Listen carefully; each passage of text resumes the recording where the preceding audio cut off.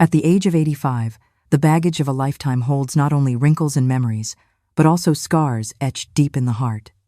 For decades, I have held on to a story, a truth so painful it seemed it could never be spoken.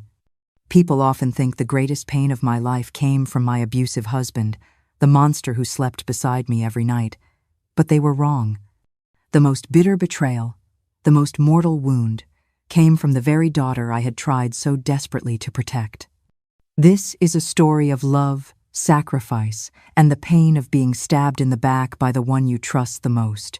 And this is my invitation for you to listen. If you are listening from anywhere in the world, please leave a comment and subscribe, because there are truths that need to be spread, even if they might shake your beliefs. There are stories that, no matter how painful, must be told. This narrative begins in 1976, when I was 36 years old. It might sound strange today, but back then, a woman of that age was already considered past her prime, especially if she was the mother of a teenager, as was my case. Eliza, my daughter at 15, was a beautiful and intelligent young woman with a promising future. Her brown eyes were a reflection of mine, but she had inherited her father Leland's smile that, over the years, I learned to fear. We lived in a small town in upstate New York, the kind where everyone knows each other, where secrets are kept under lock and key, hidden behind cordial smiles during Sunday service. Apparently, we were the perfect family. Leland, a respected man, worked at the local branch of a large bank and wore a suit and tie every day. I dedicated myself to homemaking and did sewing work for the ladies of the community. Eliza stood out as one of the best students in school, charming everyone with her piano performances at church and dating the pharmacist's son, Shane, a good-natured boy my parents approved of. However, inside our home, the reality was grim and completely different.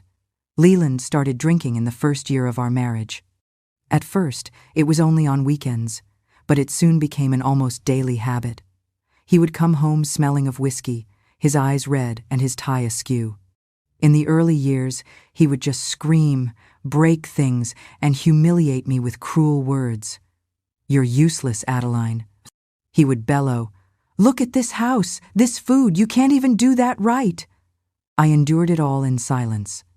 Back then, in 1976, a separated woman was seen as a failure, a shame to her family. My own mother would tell me, "That's marriage, daughter. Men have bad tempers. You have to know how to put up with them." And so I carried on, swallowing my tears and hiding the bruises on my arms when he began to cross the line from words to physical aggression. Eliza grew up in that hostile environment. I tried my best to protect her, sending her to sleep over at her friends' houses when I saw that Leland was more agitated than usual, making up unconvincing excuses for the bruises. "I bumped into the corner of the table, honey. I slipped in the bathroom, it's nothing. Just an allergic reaction." However, children are perceptive, aren't they? Even if she didn't fully understand the situation, she knew something was wrong. The situation gradually worsened, like water slowly coming to a boil. You know how it is. You put a frog in cold water and heat it up slowly. It doesn't even realize it's dying until it's too late. That's how it was for me for almost 13 years. Every day was a little worse than the last, but never different enough to give me the courage to take my daughter and flee. Until that night, a night I can never forget. It was Tuesday, the 15th of June, 1976, and a torrential summer rain darkened everything, even in the middle of the afternoon. Leland came home completely soaked and furious because he had been passed over for a promotion at the bank. Before he even closed the door behind him, he started yelling. He threw his briefcase on the table, knocking over the vase my mother had given me. The vase shattered, just as I felt my life was shattering.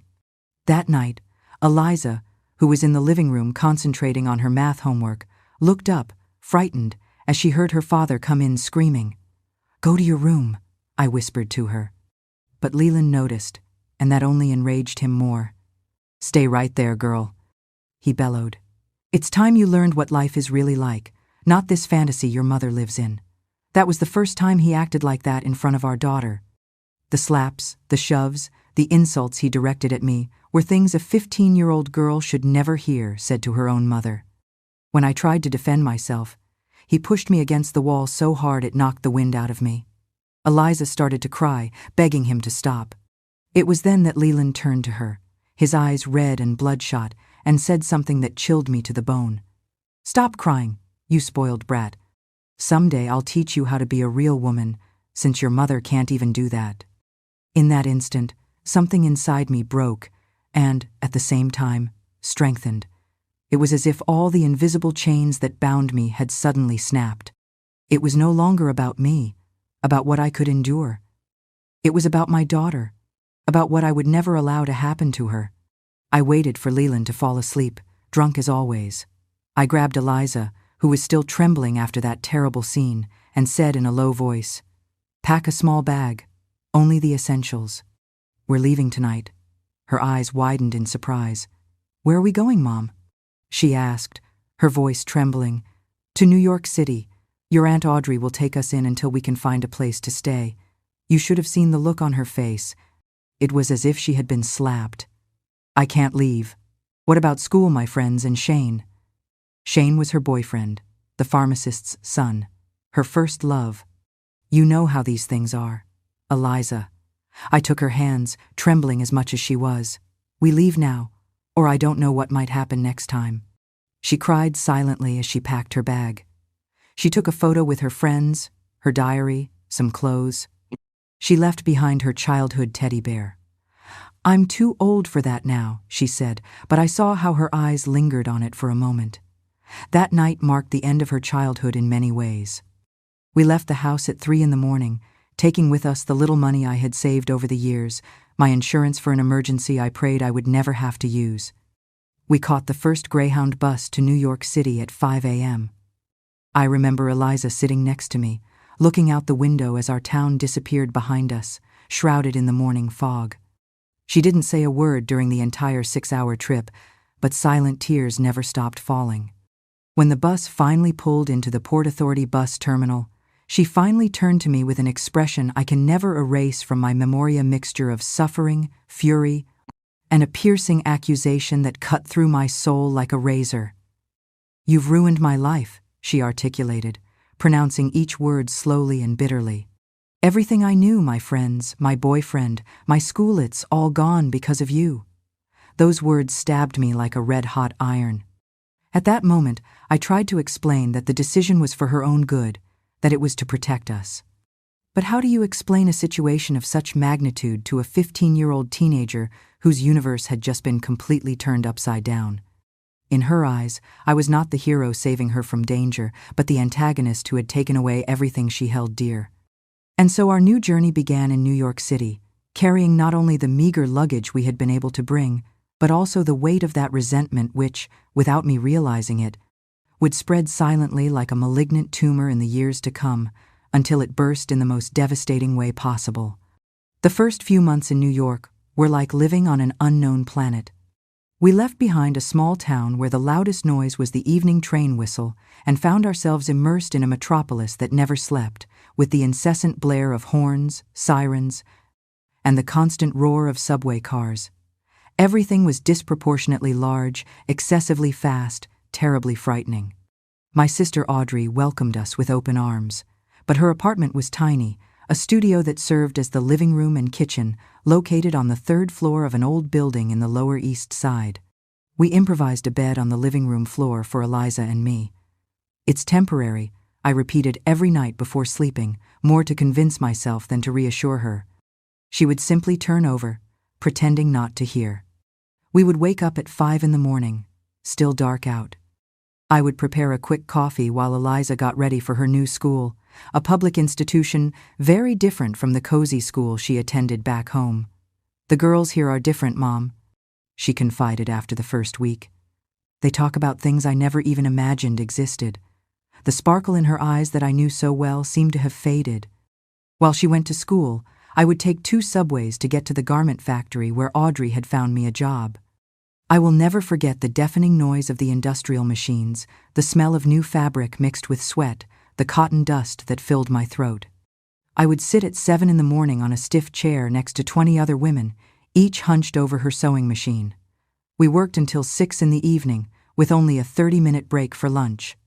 My hands, which used to craft delicate dresses for the local ladies, now assembled hundreds of identical pieces every day.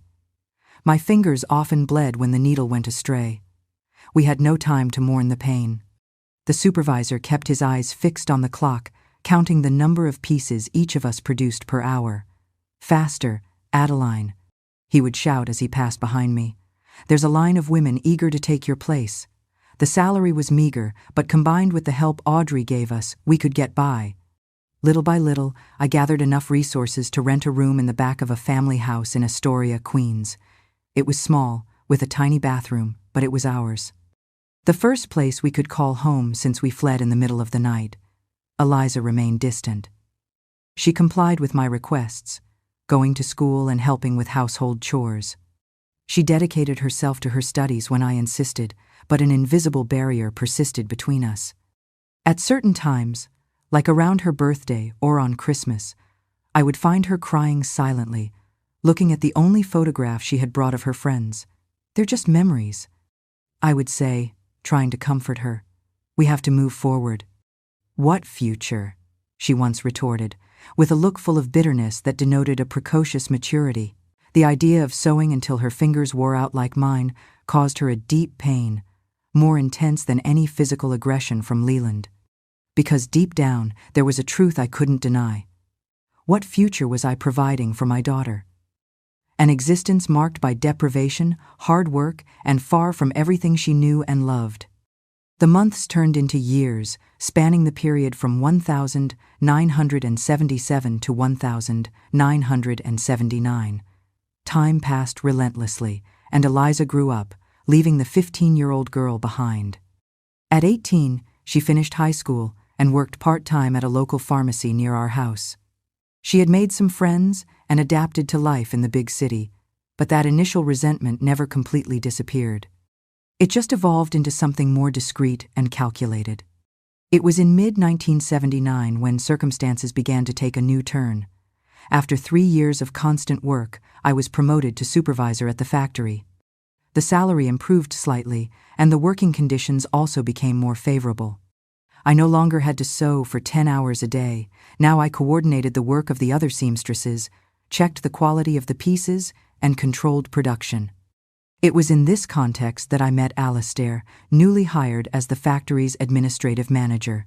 He was a man in his late 40s, a widower with no children, who always dressed impeccably.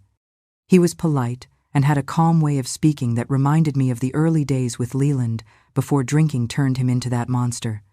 Alistair began to visit the production area more frequently, always finding some excuse to talk to me. "Mrs. Carter, we need to review these numbers." "Mrs. Carter, could you help me with the quality report?" The other factory employees soon noticed and started joking. "Look, Adeline, the boss can't take his eyes off you." I would blush and change the subject. At 39, after a failed marriage and 3 years of struggling to survive, a romance was the last thing on my mind. Besides, I had to think about Eliza. She was an adult now, but she still needed me. She was still financially dependent on me while she figured out her next steps. Still, when Alistair invited me for coffee after work, I couldn't refuse. It was just an innocent coffee at the diner across from the factory. We talked about work, about life in New York. He told me he was originally from rural Pennsylvania and had moved to the city after his wife died of pneumonia. "I know what it's like to start from scratch," he said, holding his cup with hands that seemed to have never known hard work. "You think you won't make it, that the pain is unbearable. But one day, you wake up and realize you've survived another day, and then another and another." Something in those words touched my heart in a way I hadn't felt in a long time. It was as if, for the first time in years, someone truly saw Minot as the seamstress, the single mother, the woman who fled her husband, but as Adeline. It was only after the coffee dates became a weekly routine, which eventually evolved into Sunday lunches and relaxing walks in Central Park. Alistair proved to be an attentive, patient, and calm gentleman. He never raised his voice, never showed any sign of irritation, and always made me feel valued and important. His gifts were simple but meaningful. An interesting book, delicious chocolates, a delicate flower. These small gestures, added together, had a powerful effect, slowly rebuilding the trust that Leland had brutally destroyed. I told Eliza about Alistair after almost 2 months of dating. She stared at me for a long moment with an indecipherable expression. "Do you really like him, Mom?" she finally asked. "Yes," I replied, feeling my cheeks blush like a teenager's. "He's good for me." She just shrugged and turned her attention back to the notebook where she was doodling. "Just be careful. In the end, all men are the same." That response worried me, as it seemed overly cynical coming from someone so young. I realized that the wounds caused by Leland were not exclusively mine. Eliza also carried her own scars, some of which I didn't even know about. Perhaps the bitterness she showed wasn't just a result of the drastic change in our lives, the loss of friends, and her old routine. Perhaps there was something deeper, a fear that echoed mine in a terrifying way. Alistair expressed his desire to meet her. I prepared a simple dinner in our modest home, doing my best in the kitchen with the limited resources we had. Alistair arrived on time, bringing a chocolate cake from a local bakery and a book of poetry for Eliza, showing he had paid attention to my stories about her tastes. The dinner was a bit awkward. Alistair tried to create a pleasant atmosphere, asking questions about her job and Eliza's plans for the future. Eliza responded politely but concisely, using one-word answers whenever possible. There was a palpable tension in the air that I tried in vain to dispel. At the end of the night, when Alistair said goodbye with a delicate kiss on my hand, I noticed that Eliza had followed every gesture and every word with attention, as if she were analyzing an opponent. "He seems nice," she commented after Alistair left, in a tone that completely contradicted her words. "You barely spoke to him," I replied, starting to clear the plates. "I don't need much time to identify the type of man he is." She picked up the book Alistair had brought and flipped through it distractedly. "They're all charming at first, aren't they?" "Dad was too, from what you've told me," she said. Those words perplexed me. To some extent, she was right. Leland had also been kind, attentive, and romantic, with his carefully orchestrated small gestures until he wasn't. Doubt began to settle in my heart. Was I about to make the same mistake again? However, Alistair was different. I felt it intuitively. Over the next 3 months, he proved it in every possible way, respecting my space, my time, and my doubts. When I finally accepted his request to be exclusive, it was as if a shy ray of sunshine had broken through the difficult life we had led since our escape. Despite this, the atmosphere at home became increasingly tense. Eliza, now 18, seemed to resent every moment I spent with Alistair, making up excuses for me to cancel our plans, creating small emergencies, and getting mysteriously sick on the days we had plans. "Don't you see what's happening?" she asked me one night after I canceled another dinner because of her headache. "You're letting him come between us after everything we've been through together." "That's not it, honey," I tried to explain. "Having Alistair in my life doesn't mean I love you any less." "Would you abandon me?" she asked, her eyes reflecting a flash of something that at first glance seemed like anger, but which I would come to understand as something infinitely more threatening. "You already left everything for me once," she continued defiantly. "Let's see if you'd do it again." At that moment, I didn't understand the deep meaning of her words. I interpreted them as the usual apprehension of a daughter, the fear of losing her mother's attention, of being rejected in favor of a new love. Oh, if only I had truly deciphered the nuances of that conversation. Perhaps I could have avoided the storm that was brewing. When Alistair asked me to marry him just 3 months after we started our relationship, I didn't hesitate for a moment. It was rash, yes, especially considering the standards of the time. However, at 39, after a disastrous marriage and years of hard work, I felt I deserved this chance to be happy. He had his own apartment in Park Slope, Brooklyn, a much better neighborhood than ours. Eliza would have her own room, a spacious living room, and a kitchen where I could cook without feeling claustrophobic. "We'll be a family," I told Eliza, showing her the simple ring Alistair had given me. "A real family this time. She looked at the ring carefully before turning her gaze to me. A strange smile played on her lips, a smile that didn't reach her eyes. "Of course, Mom," she finally said. "A real family." It was the tone of her voice as she said those words that should have alerted me. There was something there, a veiled promise, a subtle threat, a glacial determination that, in my moment of euphoria, went unnoticed. I was so absorbed in the promising future that finally seemed within our reach that I didn't see the dark clouds gathering on the horizon. The wedding was scheduled for 2 months later. It would be something simple at City Hall, followed by a modest lunch. Eliza seemed to have come to terms with the idea and even offered to help with the preparations. Suddenly, she was showing interest in getting to know Alistair better, in spending time with him. At that moment, I interpreted it as a good omen. She was finally accepting that he would be a part of our lives. How wrong I was. How terribly and painfully wrong. The wedding was planned for the autumn of 1979. A simple ceremony at City Hall, attended only by Alistair, Eliza, me, and a few friends we had made during those difficult years in New York. The weeks leading up to the wedding were strange. Eliza, who had always maintained a distant attitude towards Alistair, suddenly showed an interest in getting to know him better. She would arrive early from the pharmacy where she worked, ask him about his day at the factory, and offer to make him coffee when he came to visit. She's finally accepting him. I commented to Alistair one night as we walked through the local park after dinner. "I think she has understood that you are different from her father." Alistair smiled and squeezed my hand in his.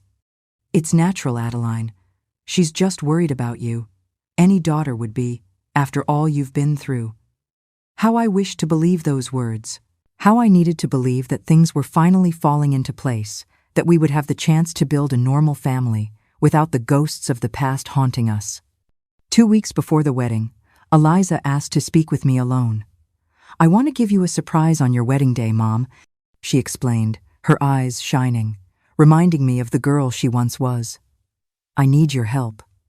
That afternoon, I left home in high spirits, nurturing the hope that she was planning a musical performance for the ceremony or, who knows, had saved up money to buy a special gift. I went to the garment district and visited the fabric store where a former colleague from the factory worked. She had set aside a piece of lace for the simple dress I was making myself for that memorable day. I returned earlier than expected, as the sky had suddenly darkened, heralding one of those summer storms that erupt without warning in New York. I rushed through the last few blocks, protecting the package with the fabric under my blouse. As I entered our room in the back, the sound of the rain starting to fall drowned out my footsteps. And then I heard muffled laughter coming from the small bathroom. Alistair's voice, deeper than usual, murmured something I couldn't make out. Then I heard the reply from Eliza, my daughter, my 18-year-old, in a tone I had never heard before. My body anticipated the truth even before my mind could process it. That terrifying feeling in my stomach, the cold sweat on the back of my neck, my heart pounding so hard it felt like it was about to break my chest, the same feeling that used to grip me when Leland came home drunk years ago. My body identified the danger before my eyes saw it. I dropped the package with the fabric on the floor. The noise must have alerted them both because there was a sudden silence followed by hurried movements. The bathroom door opened, and there they were. Alistair with his shirt unbuttoned and his hair disheveled, Eliza with her lipstick smeared and the straps of her dress slipping off her shoulders, showing a mixture of guilt and something else. I didn't scream. I didn't smash objects. I didn't faint like the betrayed women in the old movies. An unusual calm washed over me, the same serenity I experienced that night in 1976 when I decided we would leave Leland's home for good. "Mom," Eliza began to say, but her voice trailed off when she saw my face. There were no tears, no desperation, just a cold, crystalline conviction. "How long has this been going on?" I asked, my voice firmer than I ever imagined possible at that moment. The two of them looked at each other, neither willing to be the first to speak. It was Alistair who broke the silence, trying to articulate a clumsy excuse. "Adeline, it's not what you think." I raised my hand, cutting him off. "I asked you how long." Eliza stepped forward, her eyes fixed on mine. There was no shame there, only a glint of triumph that chilled my blood. 2 weeks, she replied, her voice low but clear. Since the day I asked to speak with him alone. It wasn't hard, you know. He's not so different from Dad as you think. Her words were like sharp blades, each one precisely hitting the most sensitive spot. Alistair tried to approach, stammering some explanation, but my gaze kept him frozen. It was then that Eliza uttered something I will never forget. Now you know what it's like to lose everything you love in an instant, just like I felt when you ripped me out of my life. In that instant, I understood. It wasn't passion, it wasn't love, it was revenge. A cold, calculated revenge. Every forced smile, every silent acceptance of the last few days, it was all part of a plan to inflict the cruelest of wounds on me. Please pack your things, I said to Eliza with a serenity I didn't know where it came from. You have 15 minutes to leave this house. Mother, she yelled, and the mask of triumph crumbled for a brief moment, revealing the scared little girl hiding behind it. Perhaps she expected screams, tears, a total collapse, and not this unbreakable coldness. You wanted to act like an adult, Eliza. You wanted to make grown-up decisions.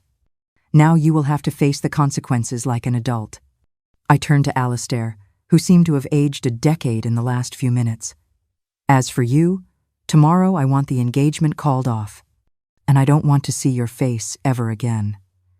He tried to justify himself, claiming that Eliza had pursued him, that it had all been a momentary lapse, that his love for me was genuine. His words went in one ear and out the other. At that moment, only one thought hammered in my mind. What a fool I had been. How had I not realized I was repeating the same nefarious pattern, escaping one violent man, only to throw myself into the arms of another type of predatory individual who smiled while manipulating, who professed vows of love while betraying. Eliza packed a small bag in silence. As she was about to leave, she stopped at the door and gave me one last look. For a moment, I caught a glimpse of regret in her eyes, perhaps even fear. However, pride returned, hardening her face. Where will I go, Mother? That's your problem now, I replied, feeling each word tear at my throat. You're old enough to seduce your own mother's fiancé. You're old enough to find a place to live. She fled into the rain, which was now falling torrentially, without even looking back. Alistair tried to follow her, claiming he would resolve the situation, that he couldn't leave her abandoned on the street. I blocked the doorway with my body. If you cross this threshold after her, don't ever come back. He hesitated, torn for a moment. I imagined he would stay, that maybe there would be a chance to understand what had happened, to process this betrayal. Then he grabbed his jacket and left too. His shoulders slumped under the weight of the rain and shame. I was left alone in that tiny room, with the piece of lace still lying on the floor. Only then, when there was no one else to witness, did I let the tears flow. I cried until I ran out of tears, until my whole body ached from the effort of sobbing. The next morning, with swollen eyes and a clear mind, I made 2 decisions. The first was to find a lawyer.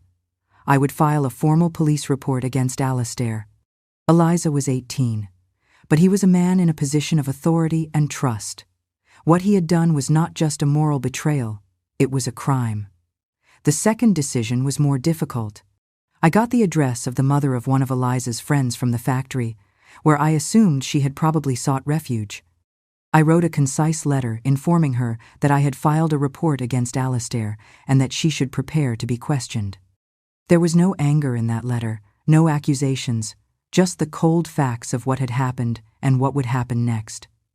You wanted to punish me for what you thought I did to you, I wrote at the end. But one day you will understand that everything I did was to protect you. I hope that day comes before you repeat the mistakes I made. The police went after Alistair the next day, and he was fired from the factory. The scandal spread quickly. The 39-year-old supervisor, stabbed in the back by the manager who had gotten involved with her own teenage daughter. Some women looked at me with compassion, while others showed that sinister curiosity, like those who watch a tragedy from a distance, relieved not to be the victims. The legal process was a humiliating experience. I was forced to expose every detail of my life to strangers, to answer invasive questions about my private life, and to endure insinuations that perhaps I had been negligent with my fiancé or had failed in my daughter's upbringing. Alastair was found guilty of exploiting a vulnerable young adult and received a light sentence, but enough to destroy his reputation. Eliza refused to cooperate with the investigation. Through a mutual friend, I discovered that she had gotten a job as a sales clerk in a department store downtown and had rented a small room near the train station. She was moving on, as was necessary, just as I had unintentionally taught her over the years. When the world falls apart, you pick up the pieces and rebuild. In the following months, I threw myself into my work, saving every cent, determined never to depend on anyone again. I bought a used sewing machine and started doing small repairs and alterations in my spare time, supplementing my factory salary. Little by little, I built a loyal clientele, ladies who needed dresses altered, new curtains made, small repairs. I moved to a room in another part of the city where no one knew my past. I started over, for the second time in a few years. But this time, I was completely alone. The worst part was not the physical loneliness, but the deep void Eliza had left. Regardless of what she had done, she was my daughter, the little girl I cradled on feverish nights, to whom I sang lullabies, for whom I had sacrificed everything. The pain of that betrayal was like a black hole inside me, absorbing all the light, all the hope. There were nights when I would wake up crying, dreaming that she was still a child, that none of this had happened. Birthdays when I would bake a cake as if she were going to appear at the door. Christmases when I bought gifts that remained wrapped in a drawer. Her absence hurt me more than any physical aggression Leland had ever inflicted on me. I spent 10 years like that. 10 long years of silent mourning for someone who was still alive but had drifted out of my life as if she had never existed. 10 years building a new life, brick by brick. The small home sewing business became a modest workshop. I hired an assistant, then another. I earned a reputation in the neighborhood as the seamstress who met deadlines, had skillful hands, and charged fair prices. Then, one September afternoon in 1989, 10 years after the betrayal, on a day darkened by the same kind of torrential rain, someone knocked on my workshop door. It was after closing time. The streets of Brooklyn had turned into small rivers, and I was alone, organizing fabric scraps from the day's work. At first, I considered ignoring it, assuming it was a vendor seeking shelter. But the knocking persisted, desperate and urgent. When I opened the door, time seemed to stand still. Completely soaked by the rain, carrying a baby hastily wrapped in a coat in a vain attempt to protect it from the water, was Eliza. My daughter. 10 years older, her face thinner, and her eyes reflecting a weariness incompatible with her 28 years. But it was her, without a doubt. We stood in silence for a long moment, just looking at each other. The baby started to cry, a muffled cry against its mother's chest. It was that sound that broke the trance we had been in. "Eliza," I said, stepping aside to let her in. Visibly hesitant, she entered the workshop as if she were walking on a minefield. Her gaze swept over the space, the neatly lined sewing machines, the mannequins adorned with works in progress, the shelves filled with fabrics carefully folded by color and texture. A whole life built without her consent. "You made it," she murmured, referring to my own business. I was still unable to fully process the fact that she was there, in front of me, after so much time. The baby started to cry again, this time more intensely. "She's hungry," Eliza explained. Her eyes suddenly filled with a panic that was familiar to me, the desperation of a mother who feels helpless to help her child. "She hasn't eaten since yesterday." It was then that I noticed the details the initial surprise had hidden. A yellowish bruise on the corner of her eye, a cut on her lip precariously concealed with lipstick, the way she flinched slightly, as if anticipating an imminent blow. The same posture I used to adopt years ago in Leland's presence. Without a word, I took the baby from her arms. It was a girl, I noted, as I unwrapped the soaked coat. She must have been only a few months old, with her little eyes swollen from crying and her cheeks flushed with fever. "Go take a hot shower," I instructed, pointing to the hallway that led to the back, where my small apartment was above the workshop. There are clean towels in the bathroom closet. I'll make something for you both to eat. She hesitated, looking at her daughter in my arms. I know how to take care of a baby, Eliza, I assured her with a sad smile on my lips. I've done it before. While she showered, I heated some milk in the kitchen and looked for a baby bottle among the emergency supplies I kept. I always had some basic items for the seamstresses who worked with me, in case they needed to bring their children. I wrapped the little girl carefully, singing softly the same lullaby I used to sing to Eliza when she was a baby. The child calmed down almost instantly, sucking on the milk greedily. She had the same eyes as her mother, the same eyes I saw reflected in the mirror every day. 3 generations of women, united by their gaze, by blood, by pain. When Eliza returned, dressed in an old nightgown of mine that was loose on her, her frail body almost disappearing in the fabric, the little girl was already sleeping peacefully in my arms. I settled the baby on the sofa, improvising a cradle with pillows. "What's her name?" I asked, serving a bowl of hot soup I had prepared. "Lynn," she replied in an almost inaudible voice. "Lynn." My heart contracted upon hearing a name that was a part of mine Adeline there, preserved in her memory, passed down to the next generation. Despite everything, she hadn't completely erased me. Eliza ate in silence, her gaze alternating between me and her sleeping daughter. Only then, with her cheeks regaining a faint blush from the soup, did she utter the words that had brought her there. "Mom," she began, her voice breaking with emotion. "Now I understand." It was only 3 words, but they carried the weight of a decade of separation, pain, and regret. 3 words that, like a broken dam, released 10 years of repressed tears. "I understand why you fled with us that night. I understand the sacrifice you made." She took a deep breath and let the tears flow freely. "I understand how much I hurt you." I sat beside her, our hands on the table almost touching, but still separated by an abyss of painful memories. "What happened, Eliza?" The story she told me in the following hours was terribly familiar. After that fateful day in 1979, she had moved on as best she could. She got temporary jobs, lived in rented rooms, abandoned any thoughts of college. Alistair looked for her a few times after serving the light sentence he had been given, but she rejected him. "He meant nothing to me," she confessed, her eyes downcast with shame. "It was just a way to hurt you."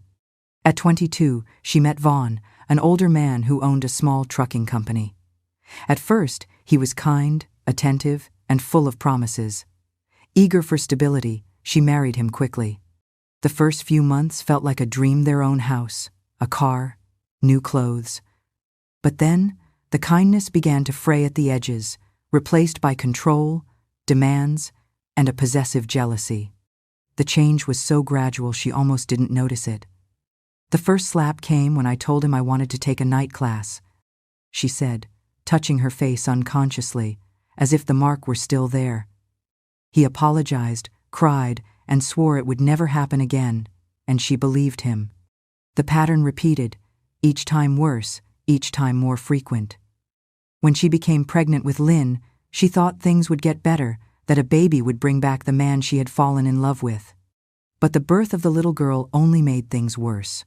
More responsibilities, more stress, more reasons for violent outbursts. Last night," she continued, her voice firmer now, as if each word were a stone being lifted from a heavy burden, "he threatened Lynn. He said if she didn't stop crying, he was going to do something to her because he couldn't stand the noise anymore." It was in that moment that she understood she was living exactly what her mother had lived. And I understood, Mom. I understood everything all at once. She told me how she waited for him to fall asleep, how she grabbed the baby in a small bag with documents, how she left in the middle of the night without looking back, how she walked for hours in the rain, aimlessly, until her feet automatically led her to the address of my studio, an address she had kept all these years, cut from a small newspaper ad she had seen by chance. "You knew where I was all this time?" I asked, surprised. She nodded, wiping her tears. "I would walk by sometimes, just to make sure you were okay. I never dared to come in." The shame was too great. That night, Eliza and Lynn slept in my bed. I improvised a mattress on the floor for myself, but I could barely sleep a wink. Every sound of her breathing, every small movement, kept me alert, as if I feared they would disappear if I fell asleep.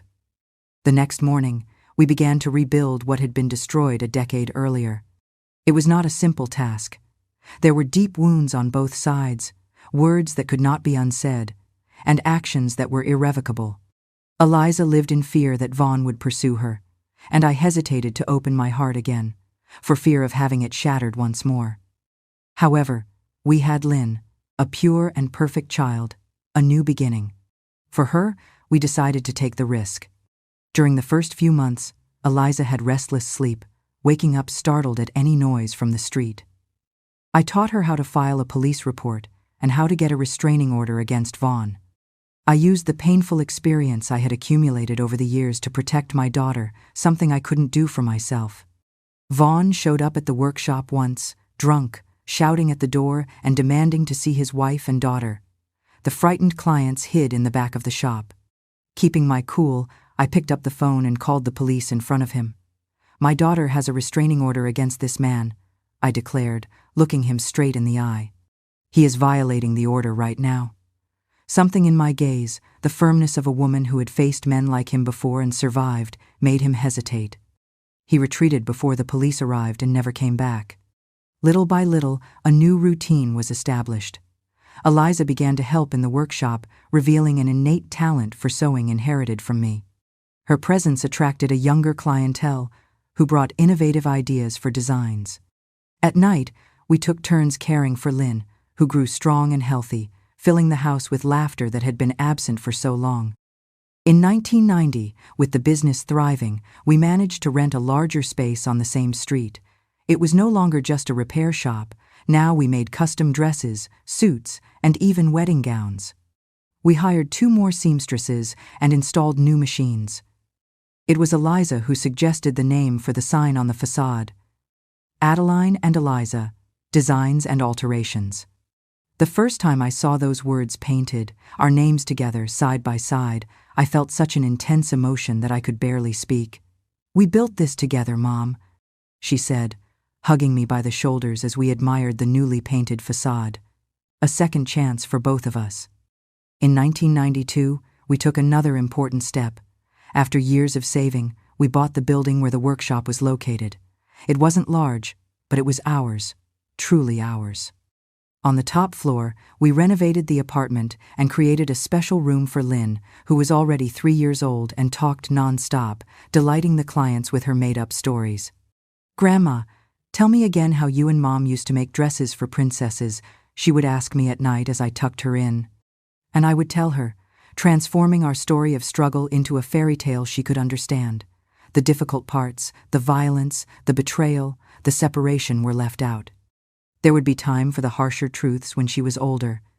One day, while organizing the fabric stock, Eliza found an old box at the back of the closet. Inside, carefully folded, was the piece of lace I had bought on that fateful day in 1979. The lace that should have been for my wedding dress, that had fallen to the floor when I discovered the betrayal. "You kept this all this time?" she asked, holding the delicate fabric as if it were something precious and fragile. "I've kept many things," I replied, thinking of the uncelebrated birthdays, the ungiven gifts, the unsaid words. She was silent for a moment, her fingers tracing the intricate patterns of the lace. "Could we use it?" she finally asked, referring to a special holiday dress for Lynn. Transforming something old into something new, and so we did. The lace that should have witnessed the birth of a family that never came to be ended up adorning the celebration of the family we built on the rubble of that affliction. Life, with its sometimes ruthless, sometimes redemptive ironies, went on. The years passed. Lynn blossomed, strong and intelligent, supported by the affection of 2 women who understood the value of security and stability. Eliza went back to school and graduated with a degree in fashion design from a night course. I, for my part, grew older. My hair turned gray, my hands wrinkled, but they were still steady enough for the most delicate jobs in the workshop. In 1997, we expanded our business and opened a small factory for school and work uniforms in the neighborhood. In 2002, we began to offer sewing classes for women from low-income neighborhoods, many of them escaping situations similar to what we had experienced. It was our way of giving back, of transforming our pain into something beneficial for others. Every woman we helped to support herself, Eliza would explain to the students on the first day, is a woman who can say no when necessary, a woman who can protect her children, a woman who can start over. And as she spoke, I saw in her eyes the reflection of mine, the eyes of someone who fell, got up, and learned to walk again. Someone who experienced the worst of life and still chose to believe in the best. The pain never completely disappeared. There are scars that time cannot erase. It only teaches us to live with them. On stormy nights, I still wake up with a start. Sometimes, nightmares transport me back to that cramped room, to that betrayal, to that loss. Eliza also has her ghosts, who wake up and call for Lynn in the middle of the night, checking the lock incessantly before sleeping. However, we have learned that scars are also maps, marks that reveal where we have been, what we have overcome, how we got here. They are reminders that pain is fleeting, that wounds heal, that there will always be a tomorrow waiting for us, no matter how dark the night. And now, in 2025, as I look back at that young 36-year-old mother who fled with her daughter on a rainy night, at that 39-year-old woman who faced the cruelest of betrayals, at that 49-year-old grandmother who opened the doors to a new beginning, I realize that every tear, every sacrifice, every new start was worth it. Because today, at 85, I have what many will never achieve: a second chance, a daughter who understood, forgave, and was forgiven, a granddaughter who grew up surrounded by love, now a lawyer with her JD, defending other women in court, and a legacy of strength that will endure long beyond my existence. The 2000s brought transformations that neither Eliza nor I could have foreseen when we started our modest workshop. Technology revolutionized the world, and we were forced to adapt so as not to be left behind. Lynn, by then, a young woman with a sharp mind, insisted on the need to create a website, something that sounded completely foreign for a lady who grew up listening to radio soap operas. "Grandma, you have to make your work known to a wider audience," she would explain with the infinite patience that young people show towards elders struggling to understand the modern world. Imagine how many women could be inspired by your story. At first, we resisted, of course.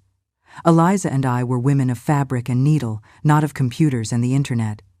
However, Lynn was persistent, another characteristic she inherited from both of us, for better or for worse.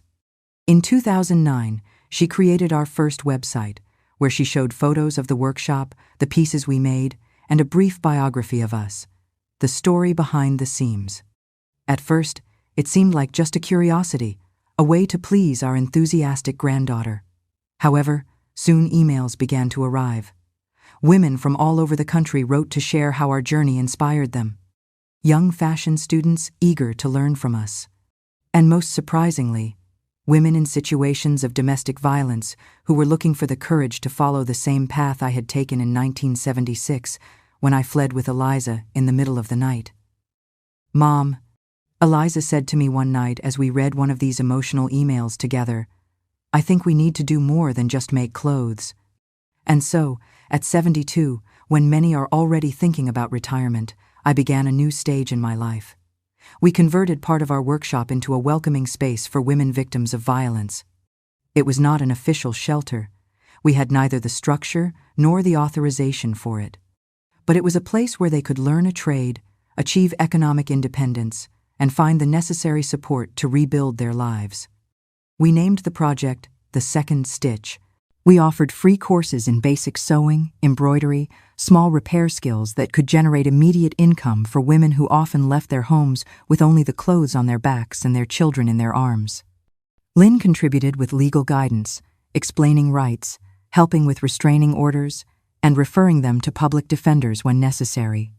Eliza revealed herself to be a natural teacher, patient, attentive, capable of identifying the latent potential in the most insecure students. She understood, like no one else, the fear that paralyzed these women, the shame that prevented them from believing in themselves. After all, she had been on the other side of the table, learning from me how to rebuild her self-esteem after Vaughn. When you manage to transform a piece of fabric into something beautiful and useful, she would tell the students on the first day, you realize that you can also transform your own life. I preferred to stay behind the scenes, taking care of the administrative part, ensuring the availability of essential materials, and helping during the busiest times. However, on certain occasions, when I noticed a particularly lost or dejected woman, Eliza would ask me, "Mom, share your journey with them," and I would tell them, not the romanticized version one usually expects, but the raw reality, the fear, the anguish, the disloyalty, and above all, the long and arduous path of reconstruction. "It's going to hurt," I would invariably tell them, looking them in the eyes. "It will hurt more than you can imagine. There will be days when the desire to give up, to go back, to pretend that nothing has happened, will be almost irresistible.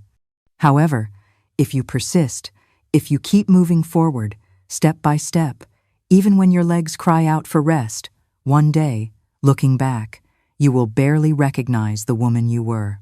By 2012, the Second Stitch project had already benefited more than 100 women.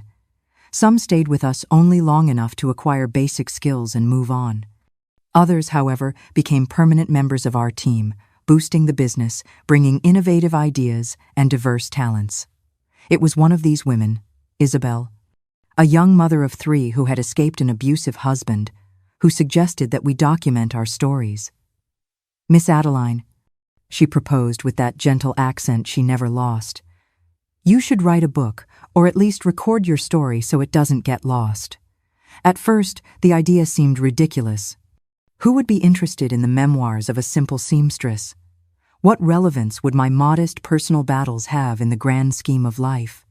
However, Lynn, always attentive to the novelties of the digital universe, envisioned another possibility. "Grandma, what if we produced short videos with you narrating fragments of your story? We could post them on the internet." At first, I vehemently resisted. The prospect of exposing myself in that way, of publicly reliving such painful moments of my life, seemed inconceivable. Besides, I have never been a person who sought the spotlight. My existence has always unfolded behind the scenes, sewing in silence, rebuilding in silence, loving in silence. "And what if it helps other women, Mom?" Eliza asked gently one night when we were debating the issue for the umpteenth time. "What if your story inspires someone who is living what we lived?"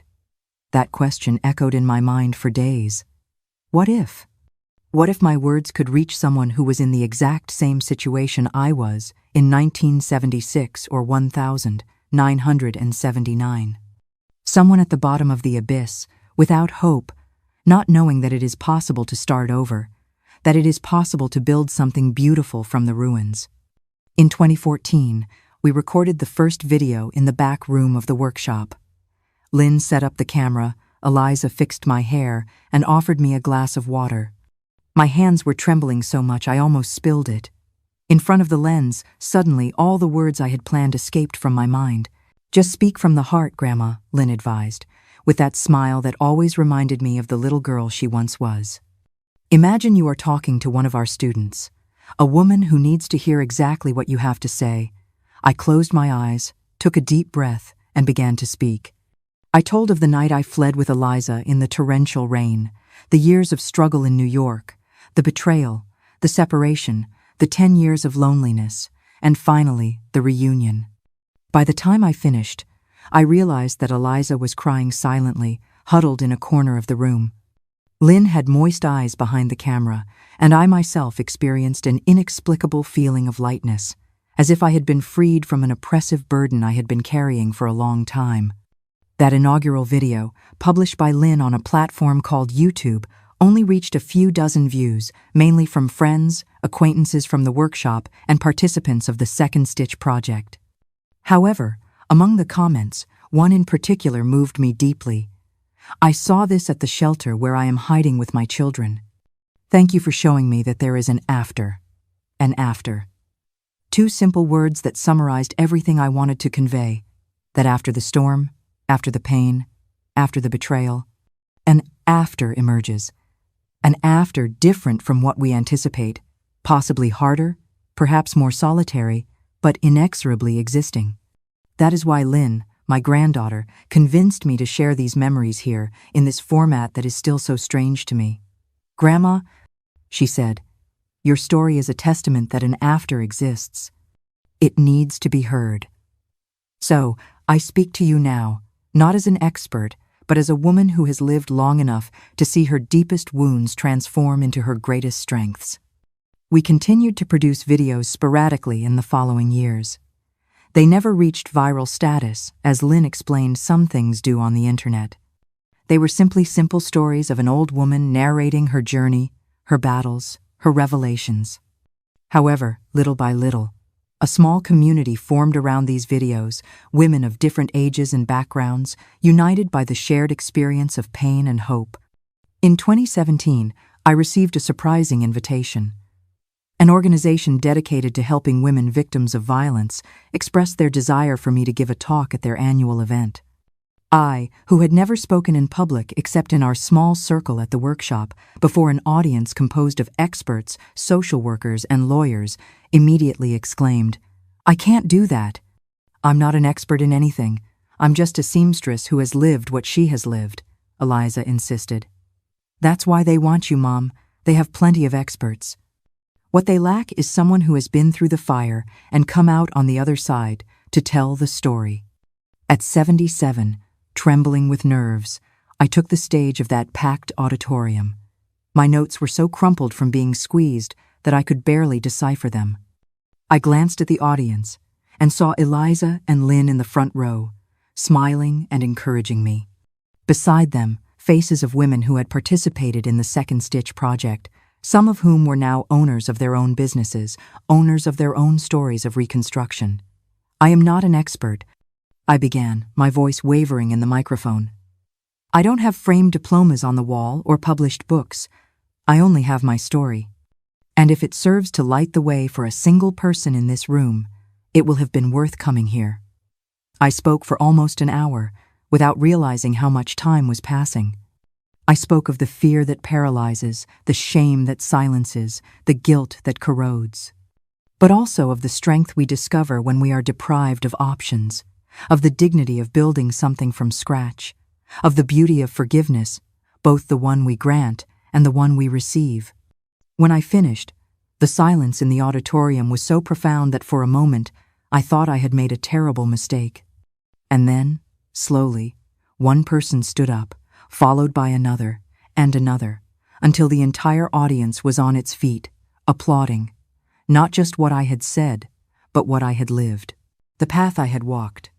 This talk opened the doors to others, to small community events, to support group meetings, even to an international conference on women's rights. Before, I was reluctant to draw attention, keeping a low profile in the shadows. Now, I used my voice to light the way for others. In 2020, to celebrate my 80th birthday, Eliza and Lynn organized a surprise party at the workshop. Arriving, anticipating a routine workday, I found the space adorned with flowers and photographs. Images of me in my youth with Eliza, still a child, memories of our first workshop, and portraits of the countless women who have participated in the Second Stitch project over the years. In the center was a considerable-sized cake, accompanied by a book with a blue fabric cover, my favorite. Flipping through it, I realized it was a compilation of letters from women from all regions of the country who had seen my videos, heard my talks, or simply learned my story through third parties. "Dear Miss Adeline," one of them began, "although we don't know each other personally, your journey saved me. I was about to go back to my abusive husband when a friend showed me your video. Now I have my own nail salon, and my daughters are safe. I thank you for showing me it was possible." Another continued, "Dear Miss Adeline, I am a social worker, and I use your videos in all the support groups I coordinate. The women identify with your story in a way that no manual or technical talk can achieve. You communicate in their language, the language of survival and hope." There was a profusion of messages like these, each narrating how my simple story, the saga of an ordinary woman who faced the challenges that so many face, had touched lives, transformed trajectories, and rescued entire families. My eyes fixed on Eliza, then 59, with the first streaks of silver in her dark hair. On Lynn, a 31-year-old woman, a renowned lawyer and mother of two who were the light of my eyes. On the women of the Second Stitch Project, some of whom had shared our journey for more than a decade. And finally, on the photographs that adorned the walls, the visual record of the life we have built from the ashes of so much suffering. How did we get here? I asked Eliza, holding her hand as tears streamed down my time-worn face. Step by step, Mother, she replied, showing that smile that always reminded me of the little girl she once was. One day at a time, one stitch at a time. And she was right.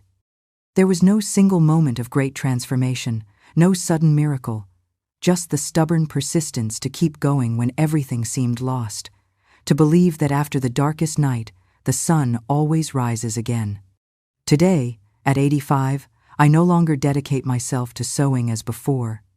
My hands no longer have the necessary firmness for delicate work. However, I still go to the workshop almost daily, settling into a corner to watch the younger women in action, offering a piece of advice here, a word of encouragement there. The Second Stitch Project has expanded beyond what we ever imagined, helping hundreds of women each year. Eliza, now 64, is starting to think about retiring and passing on the administration of the business to Lynn and some of the women who have grown with us. We laugh when we talk about it because we both know it's just idle talk.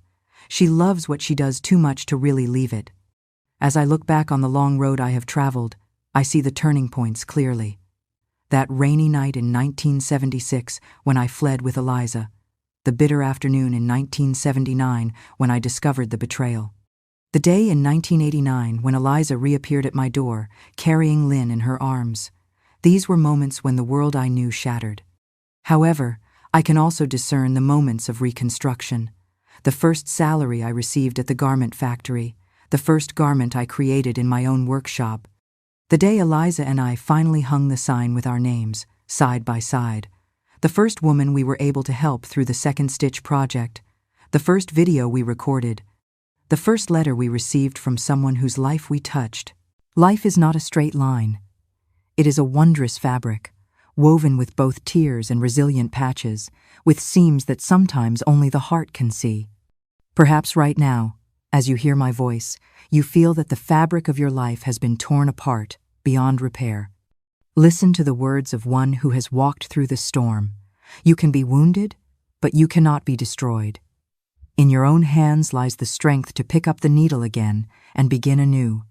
The road ahead may not be easy, but it is the path of rebirth.